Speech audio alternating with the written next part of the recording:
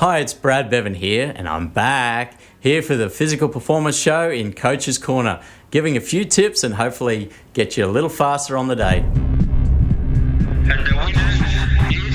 Failure is not an option. I've had my ups and my downs. I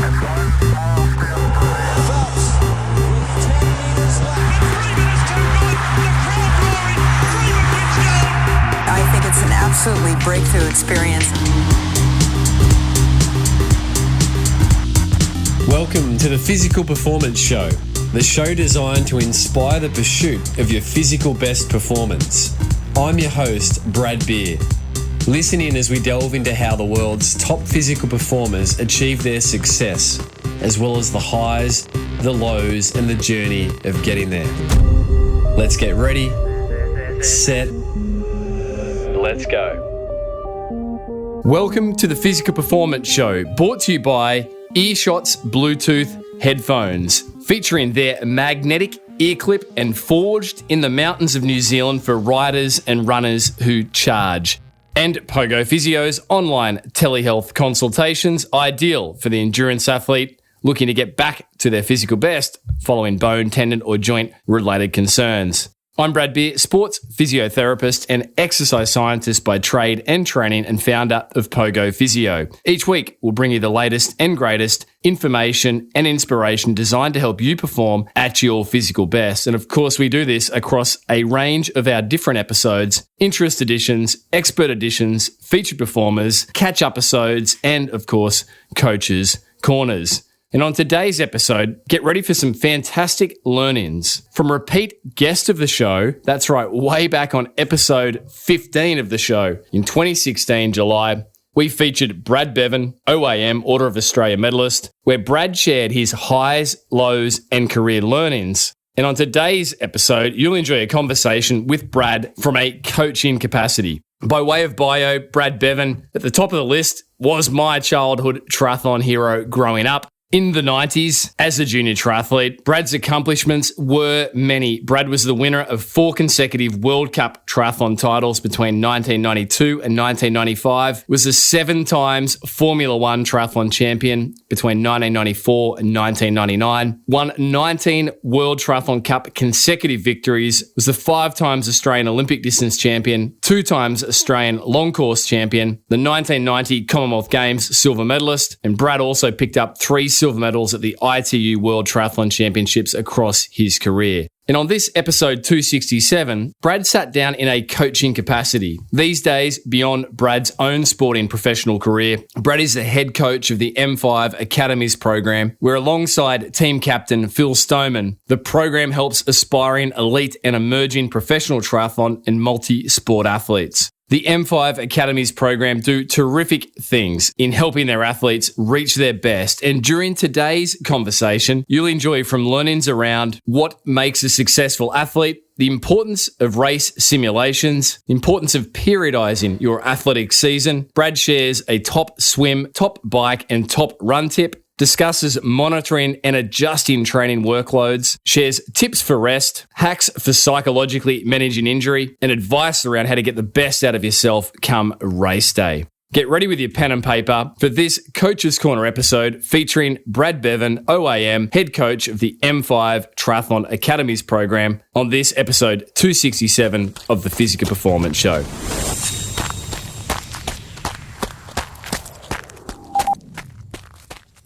Brad Beven, it's been 252 weeks since you last appeared on the Physical Performance Show. You were one of the first featured performers, episode 15. So welcome back, this time for a Coach's Corner. Yeah, well, I've aged a lot since then, but yeah, hopefully the theme stays the same. So yeah, we'll see how we go. We've all aged, Brad, but I think you're doing well. Brad, I definitely encourage people to jump back to episode 15, and that's where we really explored your own athletic career, which, as per the bio, was and has been one of Australian triathlon's most successful in the history of the sport. 7 times F1 champion, 5 times Australian Olympic distance champion, 19 World Cup consecutive victories, 4 World Cup titles, silver medal at the Commonwealth Games in 1990, 3 silver medals at the ITU World Triathlon Champs, and of course episode 15 of the Physical Performance Show. And the Merrill Darts Champion too, so there you go. Oh, Brad, but in this capacity, Coach's Corner, you juggle a few hats. You're the father of Rafferty and Lola, your children who, when we last spoke or recorded, they were, I think, 4 and 6 or something around that, so their ages now. 22. That's what they say to me. They juggle me. I think I don't juggle them. And then obviously, your day-to-day work as head coach for the M5 Academies Program, which we want to really dive into today, some of the key learnings we can take from your coaching experiences. So what does a typical week look like these days for you, Brad? Plus you're still staying fit yourself. Yeah, well, I do a little bit of training these days, not a whole lot, because of the kids keep me busy. Obviously the M5 stuff, I head up to Brisbane. There's a large group there that I try to catch up with face-to-face. I do a bike and a run, a swim with them. But the rest of the time, most of it's online. So I'm doing a lot of online stuff, phone calls, obviously. Usually, depending on the athletes, a lot of athletes need a bit more hands-on with day-to-day difficulties, whether it's injuries or what's coming up, how to fit sessions in, so on. So that's usually my week. I do most of the stuff online. And Brad, the athletes that you coach, obviously all triathlon. Mm-hmm. Yep. And there's a range. I mean, the M5 Academies Program is 2-tiered, the M5 Elite age group team and the M5 age grouper team. Yep.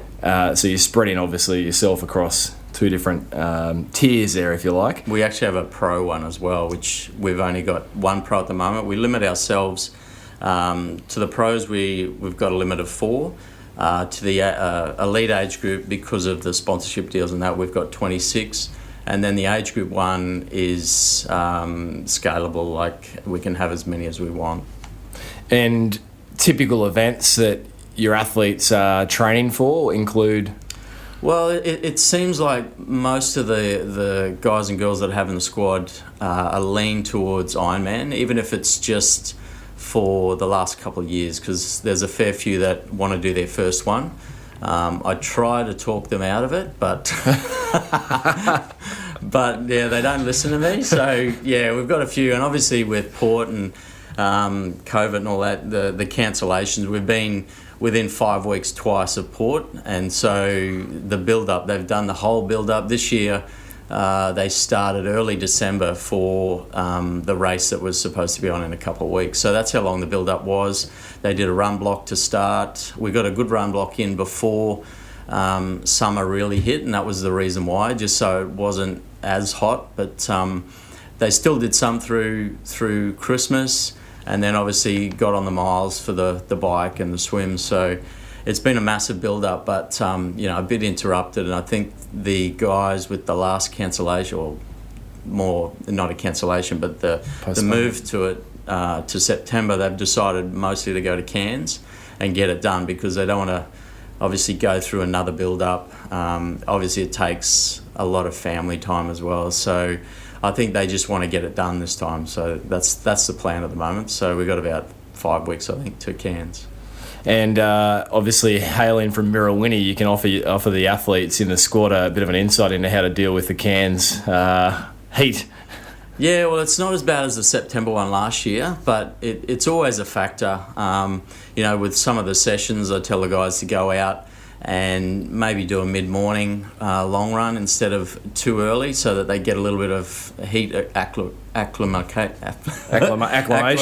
Sorry. But the heat's the big one up in Cairns. I know the course well, so there's a few hills on the bike that we can train specifically for.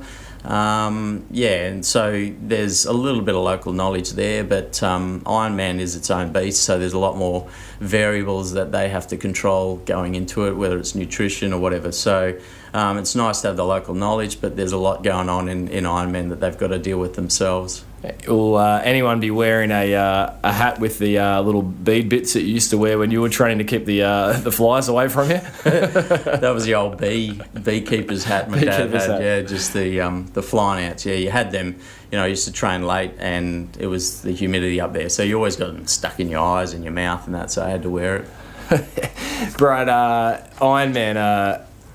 I guess one of the challenges from an age group, as you said, your squad also has some, the emerging pro athlete tier in, but obviously people juggle other life responsibilities and commitments alongside training. How do you help an athlete navigate the complexities that brings? Asking for a friend.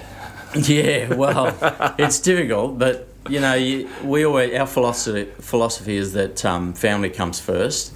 Obviously, the pros have got a lot more at stake, but like the elite age group tier that we have, I've got the ability to talk to them as often as needed, so we can change things. Like this weekend, one of the guys had got a birthday, and he didn't want to sort of miss out on the family time there, so we've had to move sessions around, but he still gets what he needs out of the training. Another guy does a little bit of running with cross-country season now for schools. He wanted to change training around a little bit to fit in with his daughter, so he could do a few sessions with her along the way. So, we just work within what the family dynamics are, and it's a constantly evolving thing. So, training is secondary. Obviously, there's more important times than others when, you're leading into an Ironman, say, that training takes a bit of priority, but family time you can never discount. So a happy family is what the outcome is, and they share obviously the cliched journey to the finish line. So hopefully the family can be at the finish line too and share in the experience. But some athletes prefer to sit back and do the shorter distance, so they can not do the Sunday morning long ride, 5 hours, whatever it may be, and they can have more time with the family. So it is a massive commitment. In my day, I preferred to do the shorter races because you could be home by breakfast after a race.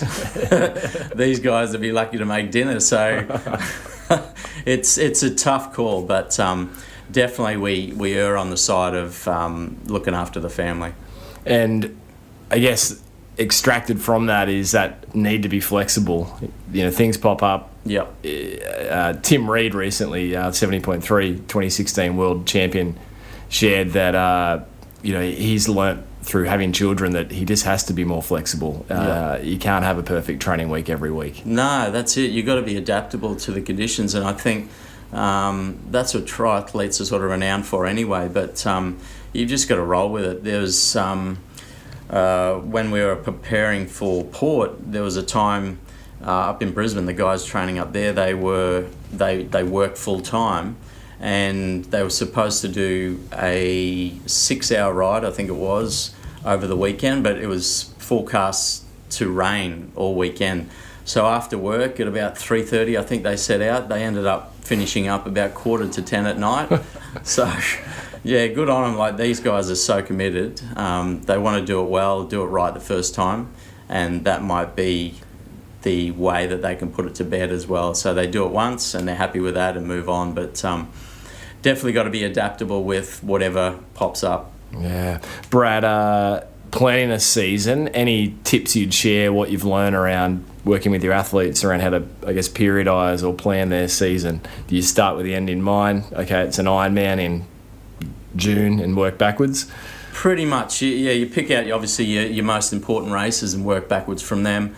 And, you see what they want to get out of it. There's some that want to win, some that want to just do PBs, others that just want to make it to the start line. So there's all different sorts of results that people are looking for, but periodization is so important because you get that extra level of performance when you do it in the right order. You do your base and your different sort of parts to. I say that a complete race is like a pie where you need all the pieces, all the ingredients to make the final outcome. So if you don't have all the ingredients, like the way you structure your training, the way you periodize it, then you're not going to get the outcome.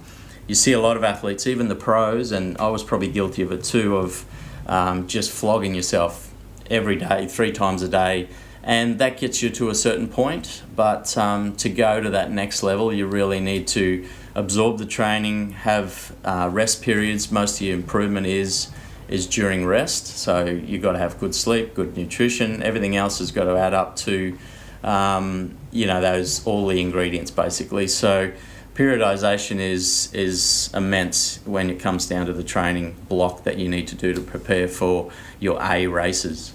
You said there it comes down to absorbing that training. Do you think there's been a real shift in acknowledging that over the decades since, as you said, you were smashing yourself along with your peers 3 times a day through the 90s? There has been a real shift, hasn't there, to appreciating the importance of that adaptation to the actual workload. Exactly, and that's a shift that I've made as well, because I was, like you said, the one guy that I used to train with Simon Lessing, and him and I used to basically race 3 times a day, every day of the week. And that's, we got good results, but at the same time, I think we could have gone better if we pulled back.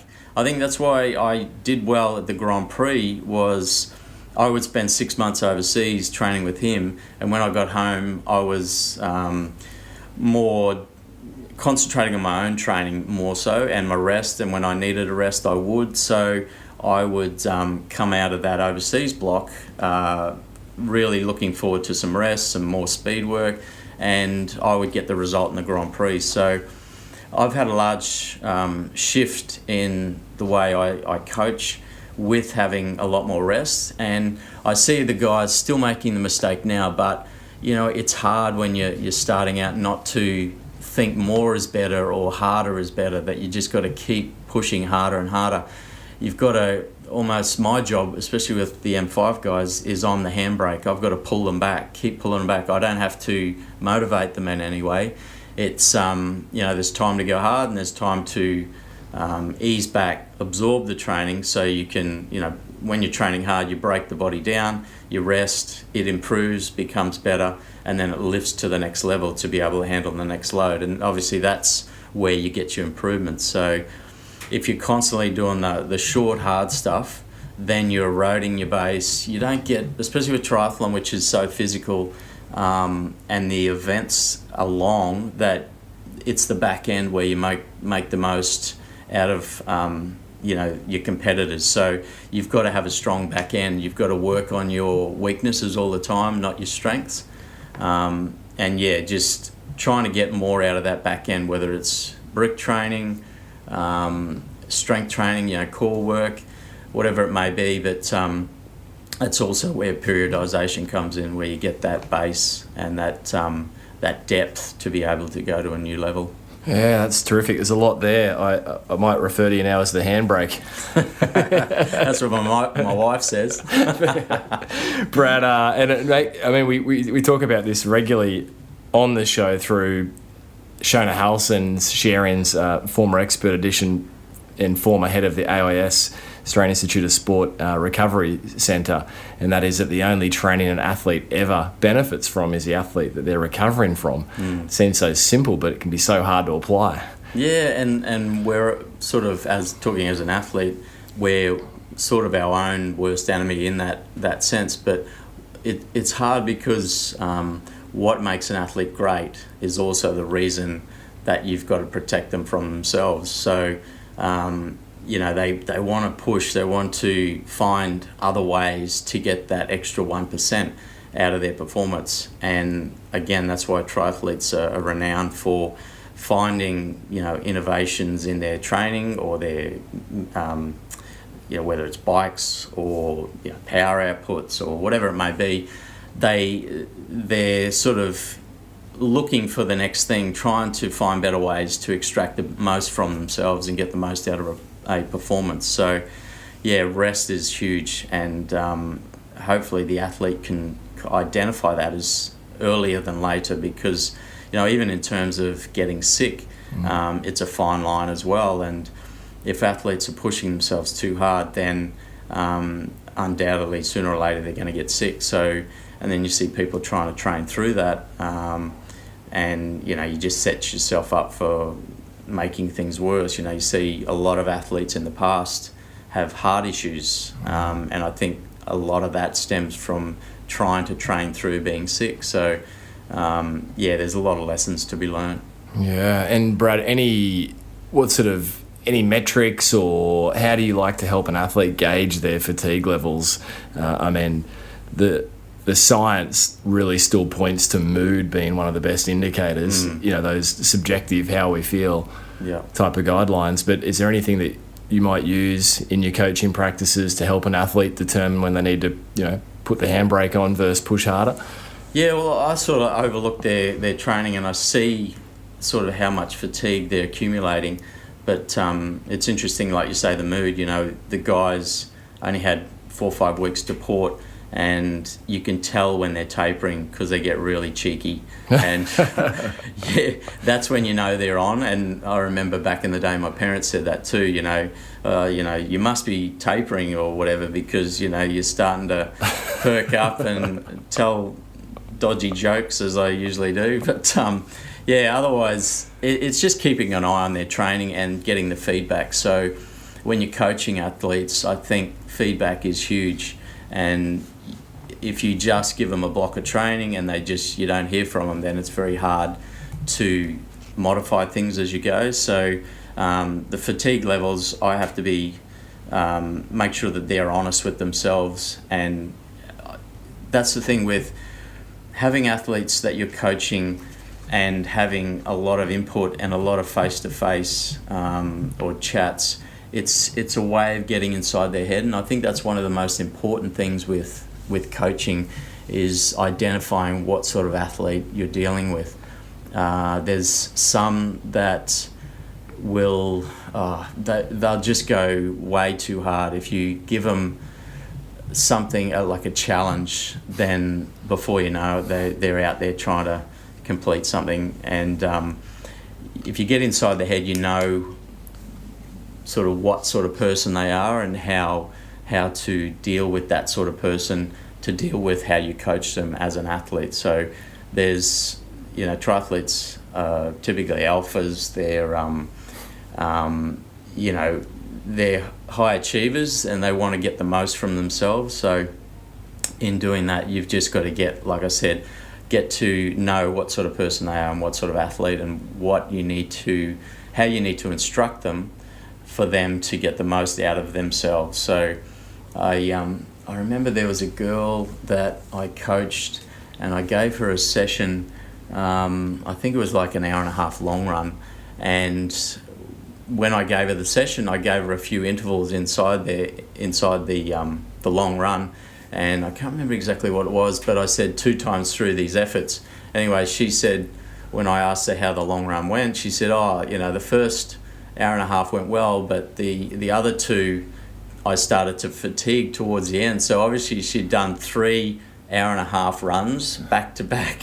And I thought, oh my God, I've got to clear things up here a little bit better to be clear in what I want to get from an athlete. But you've just got to get inside their head and understand where they're coming from or how they're attacking their training, and that way you know how to approach them and how to instruct them. It's referencing back to Tim Reed again. He said some athletes need a rev up and some need a rev down. And I thought that was just a beautiful little adage. I think most endurance athletes, particularly triathletes, normally need the rev down, not the rev up. That's it, yeah. Like I said, they're alphas. They just want to get out and attack it, and they do that attack every day of the week if they could. But you just got to hold them back. Brad, so aside from that obvious mistake, which is going too hard too often, being their own worst enemy, attacking every day, are there any other sort of mistakes that you across the board observe athletes making in trying to get the best out of themselves? I think sometimes it's hard to instruct athletes to change. You might see an athlete, I know one in particular, that if they lose a race by 2 minutes and they're a strong swim biker, they want to, they lose that time in the run. So instead of working on their run, they said, all right, well, I've got to go 2 minutes faster in my swim bike to get an extra 2 minutes so I can, win the race. But instead of, like I mentioned before, triathlon is constantly topping up your weakest sport. So if you're strong in all three disciplines, you're adaptable to whatever race conditions throw at you. So that could be tactics, could be weather, whatever, it throws up. But you've got to be adaptable to work on those weaknesses to be able to, whatever race conditions present itself, then, that's what you can adapt to. So a lot of athletes, even in their technique and that, you try and change things or you suggest things and they go, they sort of say they take it on board, but they won't change, whether it's technique or whatever. So sometimes it's hard to teach an old dog new tricks, as they say, but there's a lot of time to be found in those, little 1%ers all the way along. So sometimes it's harder to talk to older athletes that won't change as quick as you'd like them, and it's a lesson hard learnt, I think. And I was the same, where most of my days I never had a full triathlon coach, so I learnt on the go, made many mistakes. Out of school I was riding mega miles because my cycle was weak. 1,000 kilometres a week, if I yeah. So I was doing 1,000 a week, doing gym, doing I think it was 120 run, and swimming 30k a week as well. So it's from there I learnt all my mistakes the hard way. But in saying that, it was the best way, because I say now, if the best way you can coach and the best way you can train is by field. So you can have all the indicators and the numbers and all that sort of stuff, but I think if you're an athlete, training by feel is the best way to get the most out of yourself. So I've said in the past, if you've got a hard session and a hard session planned, you go out there, you do 1k repeat, it's not happening, then you just go and have an easy jog, and you've got to be adaptable. And those days that you feel awesome but you've only got an easy ride, then bang, get stuck into it. And sometimes I think athletes get too hung up on numbers. I train with Training Peaks, and a lot of the guys and girls want to see those green squares for the calendar week. And I said, no, I don't want to see all green squares. That's the worst thing you can do. I want to see you like, today I didn't have it, I had the day off and whatever, and just change things up. And I think, like I said, that's the way I used to train, just by feel, and I think it's the best way. So sometimes, leading into Ironman, people ask me, what's the power? How fast have I got to go? What pace? And I say 7 out of 10. And they go, well, what's that? What's that mean? Tell me a number. I want a number, 300 watts, whatever it is. I said, no, just that's where you should sit. And I was talking to a guy yesterday, actually, a coach, and he said, I did Mooloolaba recently, and I was watching my power the whole time, but I think I left a bit out there. I should have, thought about how I'm feeling rather than just stay within the parameters of those numbers. And I think you got to trust in yourself and how you're feeling and how the body. You have your good days and your bad days. So the numbers aren't all everything, they're being all. So I think you've got to. They're a good indicator. They're one of many things, like the power pedals and stuff. Heart rate, that's an indicator as well. A lot more variables can affect that. So you look at that as an extra instrument to look at for the overall picture. Power is a lot more precise, and it's a great one. But again, things affect that as well on race days. So it's another indicator, and I use that a lot. But when it comes down to feel, I think that's one of the most important things. Train and coach by feel seems so simple, but so powerful at the same time. Yeah, sometimes the simple things are the best things, I think, and it is hard to get across to people. I think athletes these days are inundated with sort of mechanical things and numbers are thrown at them. They have all this scientific stuff, which is fantastic, like I said, but you got to break it down. I know when I used to train, towards the latter part of my career, I was starting to get a lot more scientific help through the AIS, and I'd spent a bit of time down there and stuff. But I found I did my better work when I went home and just simplified it and stripped everything back, because when I was at the AIS, they're telling you this is what you got to do and this and that, and then I think something else may go out the window. So it was nice to get the input to make sure you're on track. But at the end of the day, I found that if I simplified it, I went back to my humble beginnings back up in North Queensland there. I found I did my best work up there and just focused totally on how I'm feeling in training, and that seemed to work. In February last year, Brad, 2020, spent a little bit of time up in altitude there in Ethiopia working with one of the Kiwi runners, and it was a really great insight into how simple they approach it. They are very adaptable. If they're tired, they will just not do a session. If they're niggly with an injury, there's nothing for them to miss 2 or 3 days. Yet I sort of reflected compared to some of our Western practices where we're very driven and it's got to be ticked off, and I'm going to ignore that niggle and push through it. It was almost the opposite. It was quite a contrast, something that has really hit home to me. There's a lot of athletes come back too early from their injuries, and I know one in particular, Paula Newby-Fraser, back in the day. She's multiple Ironman champion in Hawaii. She used to, when she had an injury, she'd just sit on the couch for 5 days and just not move, and she was trying to fast track things, and it seemed to work for her. And I think there was some good in that philosophy, that you're not trying to test things all the time. And obviously with triathlon, again, being so physical, there's injuries popping up all the time as you challenge yourself, and it's a fine line that everyone walks. Whether you're super fit or super injured, there's you've got to challenge your body, obviously, to get the most from it. But within the confines of trying to manage injury, try and circumvent injury, I'm a big believer in massage. I used to have a massage every week. It used to be 2.5 hour massage, because the guy who used to massage me said, that's how long it took to get all the niggles out. So, I'm a big believer in that, and trying to, circumvent any injuries happening.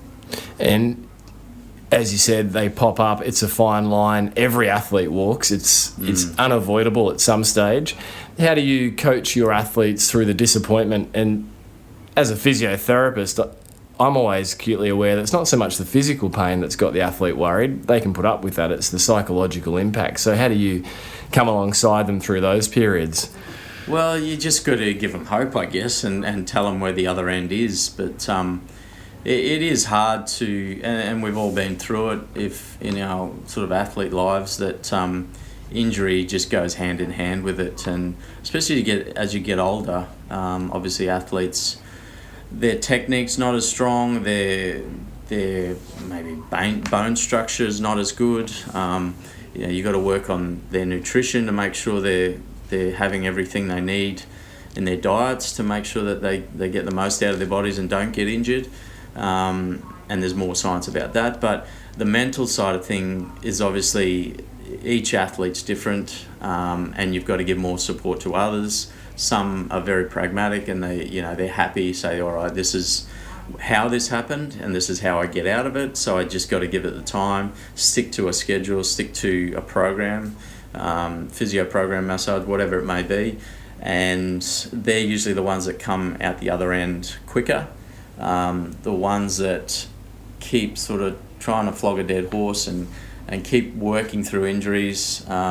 Sometimes as a pro, obviously you've got every race is important. The next race is always the most important race, it seems. But, there's times where you've got to back it off. Like Caleb Noble recently, he's our pro athlete. He's had calf injury and basically had about 6 or 8 weeks off running. And he had to front up for Shepparton the other week and got the fastest run on a week's training. So he was fresh, but he gave it the time it needed to get out the other end and still be on the start line of a big race and got the result. So it's all management. Some days you've got to let races go, but every athlete's different, and how you approach them mentally, whether they need a lot of support or not, it depends on the person as well. And on the psychological side, Brad, that's obviously referencing injury and navigating that phase. Race day, any tips that, how do you approach your input into your athletes for the big day, whether it's the Ironman, the debut Ironman, or the Ironman of the people have been working to for big blocks of training? How do you help them get the best out of themselves and not let their head deflect too much? Yeah, it's a hard one. It's a can of worms. Everyone's different. When I approached races back in the day, I always talked down my chances, and that helped me. Even though deep down I knew how hard I'd worked to get to that point, the start line, it helped me deal with the anxiety, I guess, beforehand.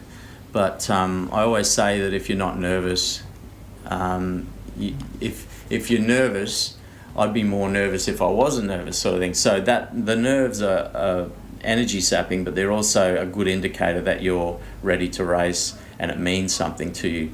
So sometimes though, like day before a race, I might get away and have nothing to do with triathlon. It's hard when you've got all these things you've got to do, checking bikes and all the rest of it, but sometimes you just got to get away from it, go to the movies and do something different to stop draining yourself and beating yourself up before a race.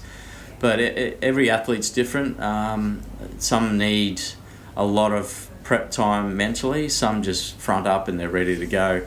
You just have to give them the confidence that everything they've done and going into that race and the point that they've got to, no one else could have prepared any better, and they couldn't have prepared any better. So you've got to have confidence in the preparation leading up to it. And it comes down to, when you're racing, that when you're next to a guy and you're going head to head, that you've got to believe that the preparation you did was better than his. So you've worked harder than anyone else, you've sacrificed more. You draw on those things to help you get across the line mentally, to push that little bit more. And obviously Ironman is a mental game as well, so there's a lot during racing that you've got to deal with that you've got to be prepared for. So you talk to athletes about how you're going to go through these lows and the highs and how to deal with the lows, but knowing that there's probably a high not far around the corner if you deal with whatever's going wrong at that point.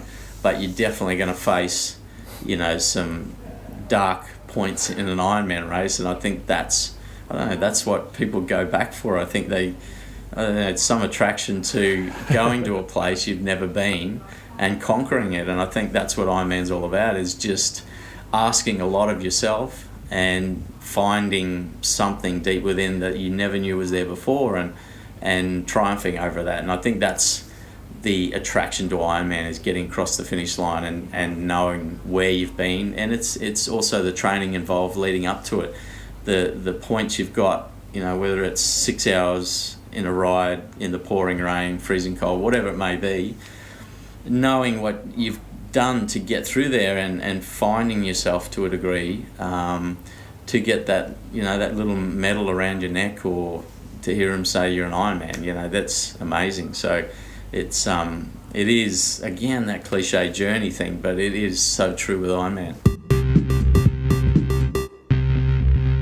You're listening to Brad Beven OAM, head coach of the M5 Academies Program, on this Coach's Corner episode.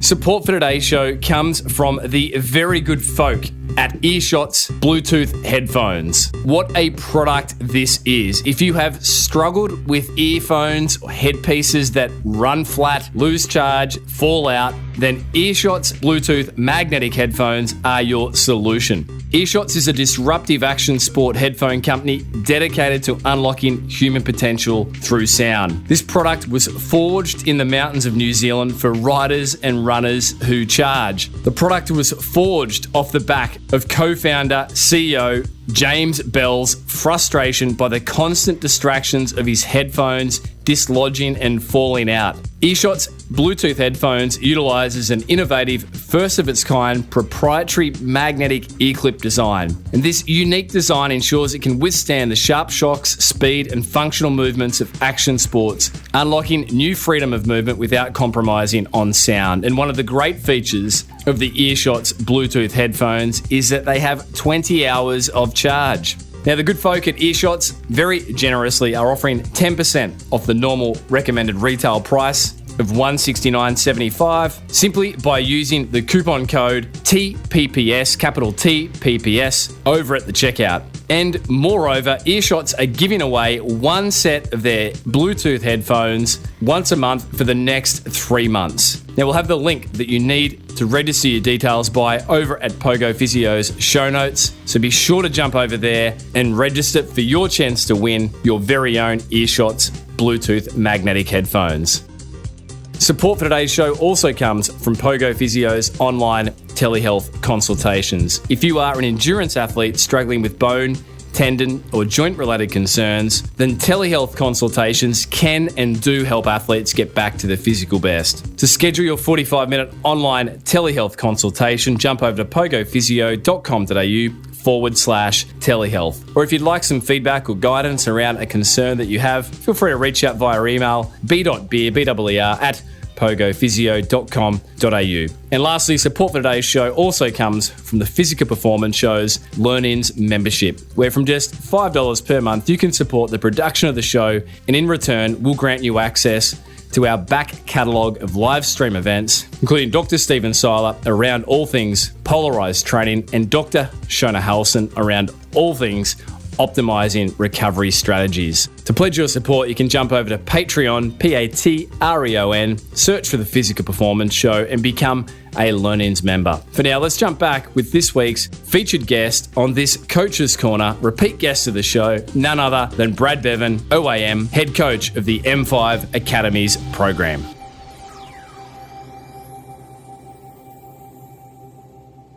Brad, let's play a game of top tips. Are you ready? Oh, yeah. Top swim tip. What's Brad Beven's top swim tip? Swim 30K a week.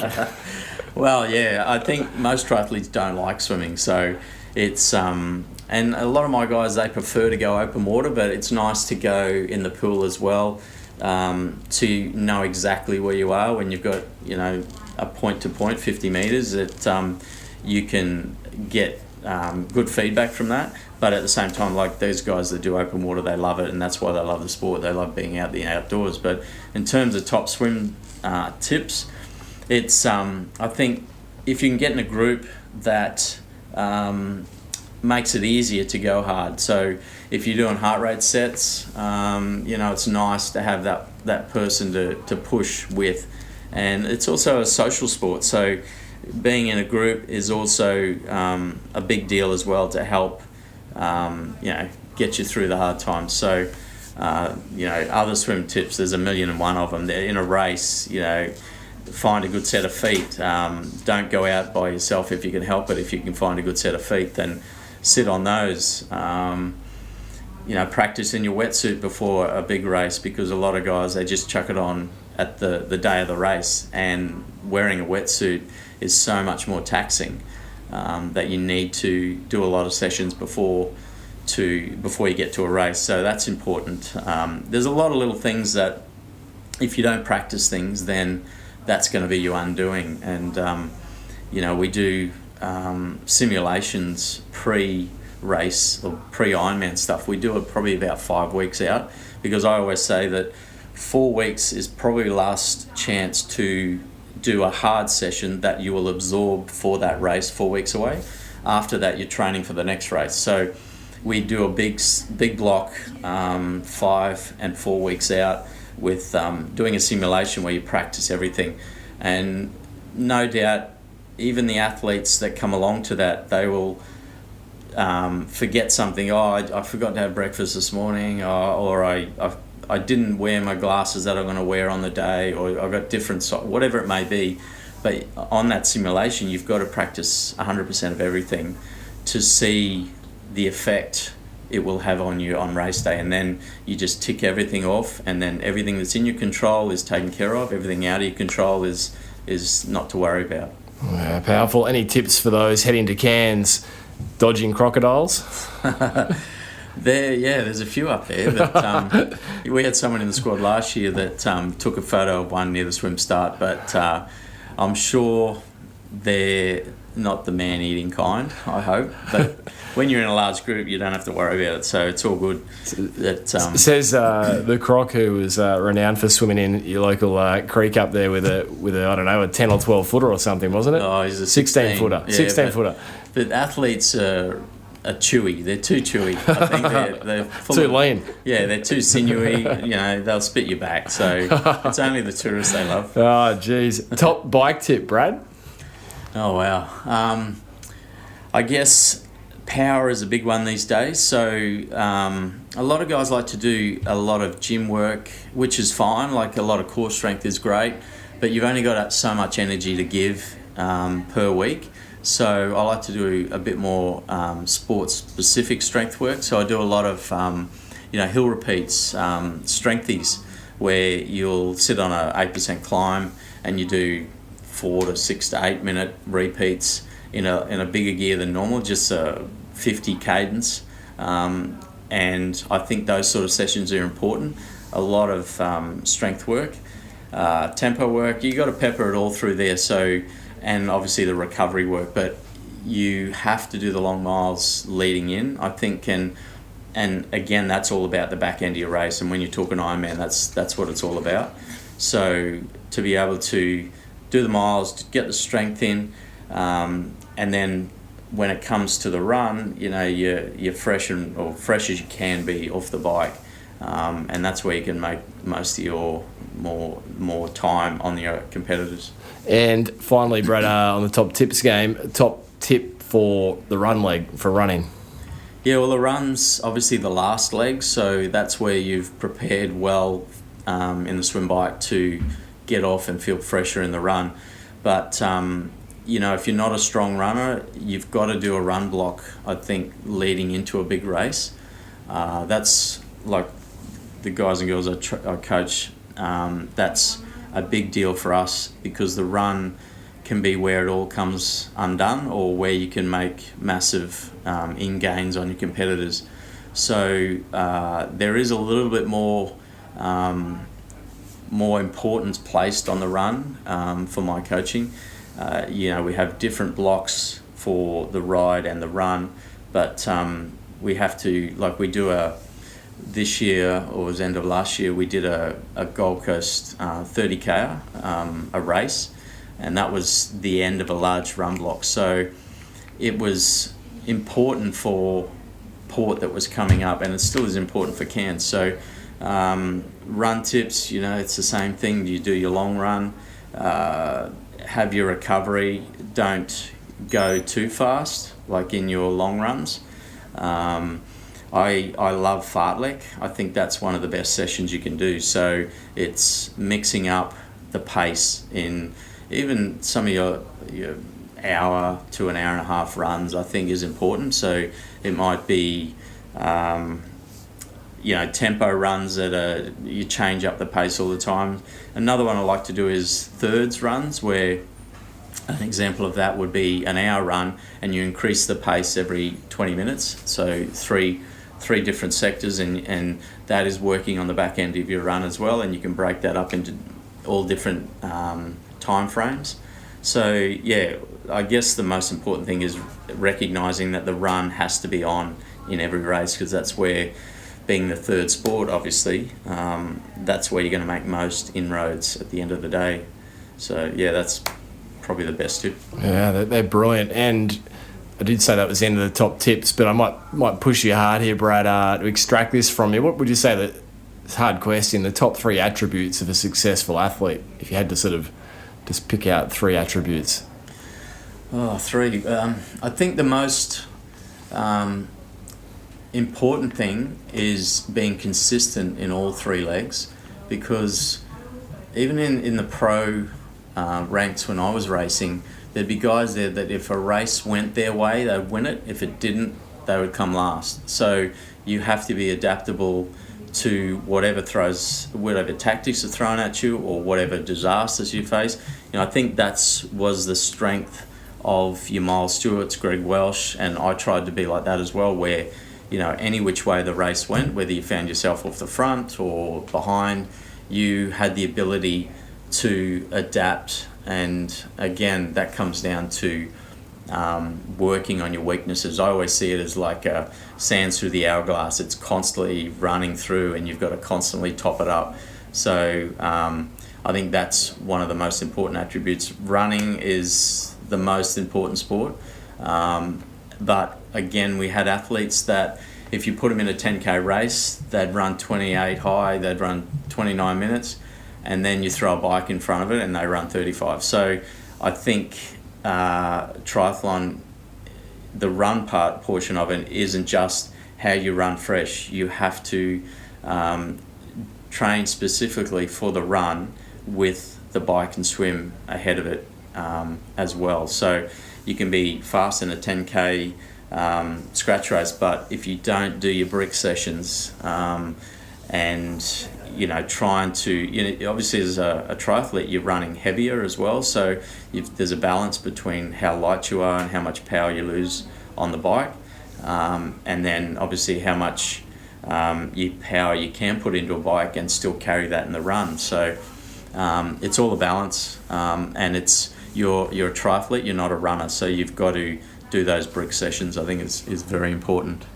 Yeah, that's great. So you're a triathlete, not a runner. The run is the most important. Be consistent across all 3 legs. Yep, that's it. Yep. You're listening to Brad Beven OAM on this Coach's Corner episode, head coach of the M5 Triathlon Academies Program. If you missed last week's episode, it was a featured performer episode featuring 2016 Ironman 70.3 World Triathlon Champion, Tim Reed.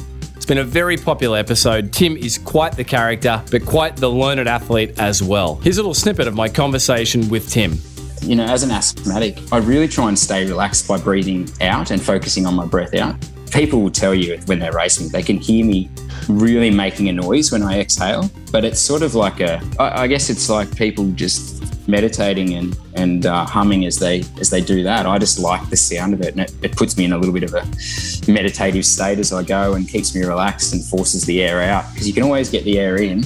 When I get stressed, I try and breathe into my shoulders and just don't take full breaths. So yeah, that's why you're racing, Tim. That's why you're training. Yeah, racing. So I'm focusing on trying to breathe out. To enjoy the full episode featuring Tim Reed, jump over to wherever it is you enjoy your podcast from. Whilst there, you can peruse the archives dating all the way back to episode 1 featuring surf lifesaving Ironman champion Ali Day. And be sure to jump over to episode 15 featuring today's guest, Brad Beven, at that stage sharing on his own career highs, lows and learn-ins. For now, let's jump back with Brad on this Coach's Corner episode. Brad, this wasn't in place as a physical performance show fixture back on episode 15, 252 weeks ago, but it's a set question. There's 2 set questions we ask every guest these days, and one is, if you had to boil everything that you've learnt through your own athletic endeavours and many successes and your coaching smarts now into one piece of advice to help athletes perform at their best, if you could only give one piece of advice, it's very tough, what would it be? Oh, geez, that's a tough one. I've had some good influences in my time, and I've had some different coaching approaches by them. I had a running coach at school, and we did sessions like, I don't know if people know Cairns, there's the red and blue arrow, the hills behind the airport there. And I had a coach there that we used to do hill repeats, and he would say, when you do them, we had two different ways. We had high knee lift ones and cross-country ski ones where you're overstriding, but he had us whistle Colonel Bogey, so that dun dun dun dun dun dun dun as you're running up, and obviously it's for oxygen deprivation.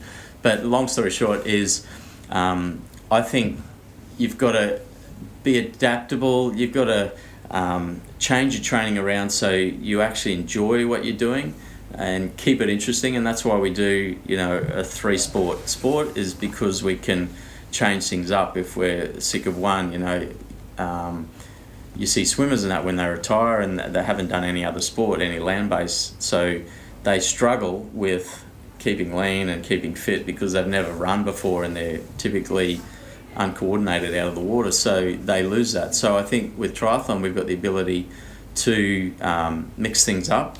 So in that, I guess my advice is keep it fresh, keep it new by changing things all the time. Change your training around a little bit to keep it fresh, and even your racing. I think it's a sport that presents a lot on the table in terms of, you've got destinations that are great places to go and race. You've got the outdoors. We have great places that we can train. So I think the one thing is you have to enjoy it. So if you don't feel it on one day, if it's pouring rain, like I'm a fair weather athlete these days, I don't go out in the rain. If you're a pro, you have to, but if you're an age group of this, mix it up a little bit, keep it fresh, keep it interesting, and that's why you find longevity in the sport. I think, fair enough, do an Ironman to tick it off, and I know there's career Ironman, but for me, I think the beauty is that you can train for the short stuff and be home for your family. You can do a lot more races, so all your eggs aren't in one basket. So end of the day, it's all about enjoyment, and that will get the most out of your performance as well. So yeah, brilliant. Keep it interesting, fresh, and enjoy it. And the other set question, Brad, is the physical challenge for the week. So every guest issues listeners with a physical challenge for the week. It can be entry level or it can be extremely difficult. What's Brad Bevan's physical challenge going to be for the week? Well, it reminds me of a story. I was just telling that pro in the squad, Caleb Noble, because he's in a big block at the moment, getting ready for Cairns. And I said, how about one day we do a challenge? This was only 2 nights ago. I told him, I'd said a challenge that you do one of my weeks of training that I did back in the day, preparing for the Olympics. And he goes, oh yeah, that sounds good. And he's probably 20 odd hours a week. And I told him what it was. And yeah, it was a big week. I don't know if I can tell you what the week was, but it was basically 6.5K swim Monday morning. Then viewers or listeners can try this if they want. 6.5K with Dennis Cottrell Monday morning. Get on the bike after brekkie for 100. Run 20 off the bike. Then later that day I'd do another 10, and I'd do the same Tuesday. Wednesday would be a 30K run, and then I'd go out in a 100K ride off the back of that, and then at night I'd run another 10. Thursday, Friday were the same as Monday, Tuesday. Saturday was just probably about a 4K swim with Dennis, not too long. And then Sunday I would do a crit race on the Gold Coast and try and get a little bit of speed and have the afternoon off. And then that was my 40-hour week. So I don't know if the listeners want to try a challenge. So I did 2 months of that, 8 weeks back to back, non-stop. And by the 6th to 8th week, you're really starting to adapt. And back then I was preparing for Olympics, and I was in the best shape I could ever have got myself into. I was trying to, obviously Grand Prix, I was doing a bit of that as well at the time.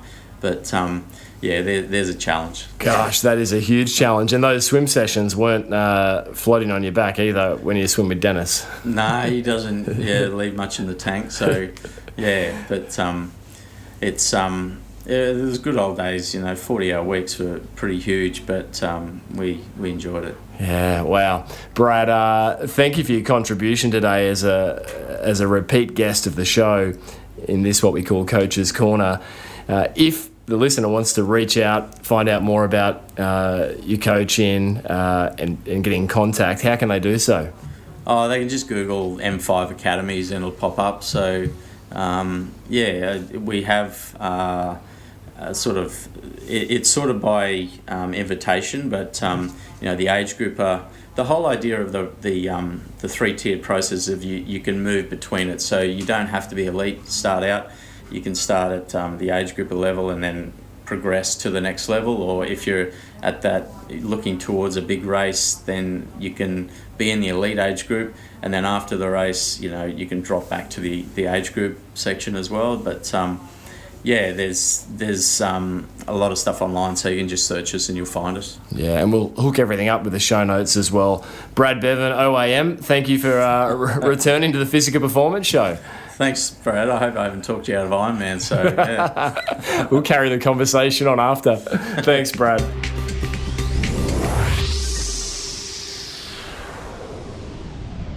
So there you have it, another episode of the Physical Performance Show, and I trust and I know you enjoyed hearing Brad Beven share around all things coaching endurance sports on this episode. Now, if you'd like to find out more about the M5 Academies Triathlon Program, we'll link that up in the show notes, or you can jump over to M5, that's the numeric 5, management.com.au, and there you'll find information about the program. The M5 Academies program does cater for 2 levels of athletes, the elite age group team and the age group team.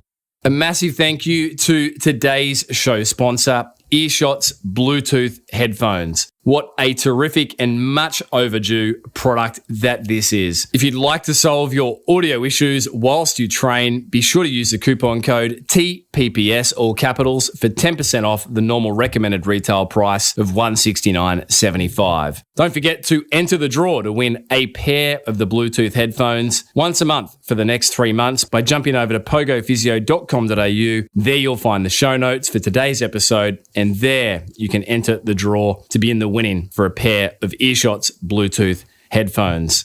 If you are an endurance athlete struggling with bone, tendon, or joint-related concerns, looking to get back to your physical best, then do reach out and schedule your 45-minute online telehealth consultation where myself or any of the Pogo Physio team can help guide you through your recovery and see you get back to your physical best. Jump over to pogophysio.com.au/telehealth. If you would like to support the production of the show, as we have had many requests over the years to do, then it's simple. As we say, podcasts are free to download, however, they are not free to produce. And from just $5 per month, your support can go so far. Remember, in return, we'll grant you access to all of our normally $49 per head ticketed live stream events with experts, including Dr. Shona Halson on all things optimizing recovery and Dr. Stephen Seiler on all things polarized training. We have some fantastic live stream events coming up, including UK-based sports dietitian Rinny McGregor on all things fueling for endurance sport. Jump over to Patreon, search for the Physical Performance Show, and there you can pledge your support. A massive thanks to those leaving ratings and reviews for the show over on iTunes. And as always, a huge thank you to the team who put this show together week in, week out and make it possible. Daryl Misson, our audio engineer, Susan Wilkin on all things show administration, and Matthew Olding on all things show graphic design. Now, coming up on next week's episode of the Physical Performance Show, we jump over to an expert edition featuring Dr. Nick Fuller for an exploration around the topic of weight loss. Now, this is a scientific-based discussion with Dr. Nick Fuller holding degrees in exercise physiology, nutrition and dietetics, and a doctorate in obesity and weight management. Nick is the author of 3 best-selling books on the interval weight loss program with Penguin Publishing, and alongside his book publications, Dr. Nick has published in top-ranked journals in the medical field, including JAMA, Lancet, and the International Journal of Obesity, Diabetes, and Metabolism. Dr. Fuller has 69 peer-reviewed publications, and during next week's conversation, Dr. Nick shares around understanding our body's set point, regulation of our body weight, physiological responses that occur due to weight loss, and the strategies for long-term weight loss management. Now, we've featured largely around relative energy deficiency in sport, so this is a great and scientific-based discussion around weight loss done wisely and safely. So be sure to be tuning in next week to the Physical Performance Show. Until then, keep pursuing your physical best performance. I'm Brad Beer, and this has been the Physical Performance Show.